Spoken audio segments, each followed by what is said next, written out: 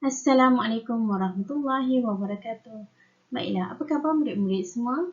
Cikgu harap anak-anak murid cikgu berada dalam keadaan yang sihat. Kita akan teruskan belajar Bahasa Melayu tahun 3, tema 7, Pertanian dan Penternakan, unit 19, Pertanian Sumber Pendapatan, tajuk Tanaman Aquaponik.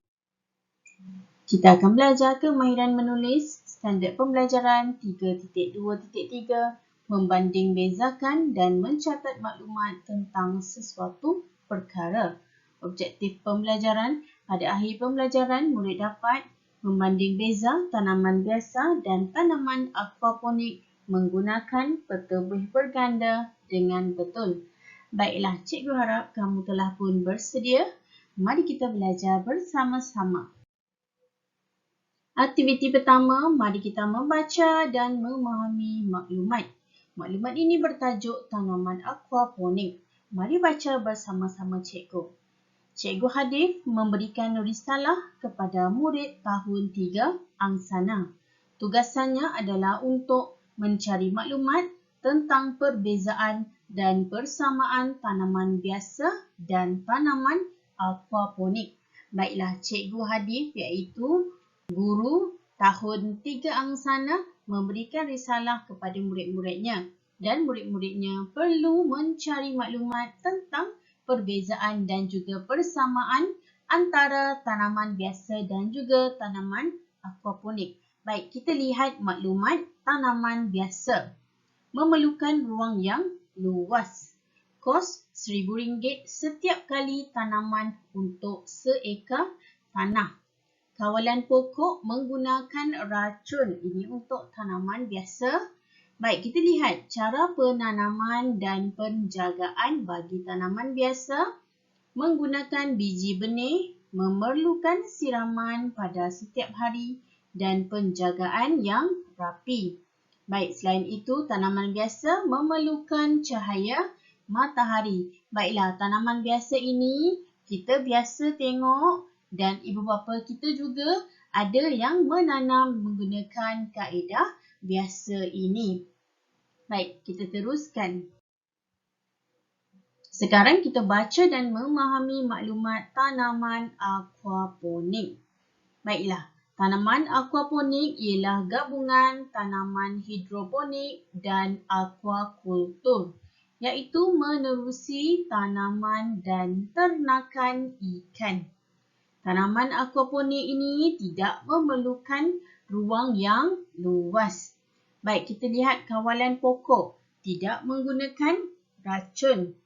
Bagi cara penanaman dan penjagaan, menggunakan biji benih, memerlukan cahaya matahari, tidak memerlukan siraman dan penjagaan rapi. Dan juga kita lihat kos. RM3,500 untuk membeli peralatan. Tetapi pembelian hanya sekali sahaja. Baik, ini maklumat tanaman aquaponik iaitu gabungan tanaman hidroponik dan juga aquakultur menerusi tanaman dan juga adanya ternakan ikan. Baik, seterusnya. Sekarang mari kita membanding beza antara tanaman biasa dan juga tanaman aquaponik.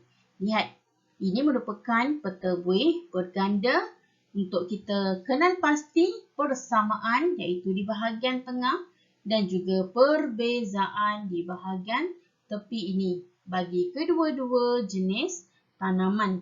Kita lihat persamaan antara tanaman biasa dan tanaman aquaponik. Kedua-duanya menggunakan biji benih.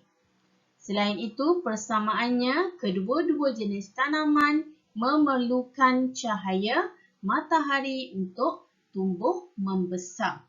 Baik, seterusnya kita lihat perbezaan antara tanaman biasa dan juga tanaman aquaponik. Yang pertama, tanaman biasa ini memerlukan ruang yang luas. Ya, untuk kita tanam, kita perlukan ruang yang luas di atas tanah. Seterusnya, tanaman biasa ini perlu menggunakan racun, iaitu racun serangga untuk menghalang serangga-serangga daripada memakan tanaman biasa ini. Selain itu, tanaman biasa memerlukan siraman setiap hari. Tanaman biasa juga memerlukan RM1,000 untuk kos bagi setiap ekar. Baik, kita lihat pula perbezaan tanaman aquaponik. Yang pertama, tanaman aquaponik ini tidak memerlukan ruang yang luas kerana di bahagian atasnya merupakan tanaman dan di bahagian bawahnya pula ada penternakan ikan. Seterusnya, tanaman aquaponik ini tidak menggunakan sebarang racun. Tanaman aquaponik juga tidak memerlukan siraman kerana telah adanya air secara semula jadi daripada penternakan ikan tadi. Baik, perbezaannya terakhir memerlukan RM3,500 tetapi hanya untuk sekali pembelian sahaja. Baik, ini merupakan persamaan dan juga perbezaan antara tanaman biasa dan juga tanaman aquaponik. Cikgu harap murid-murid jelas dengan maklumat ini. Baik, selamat belajar. Cikgu ucapkan terima kasih kerana menonton video pembelajaran cikgu. Sekian, Assalamualaikum warahmatullahi wabarakatuh.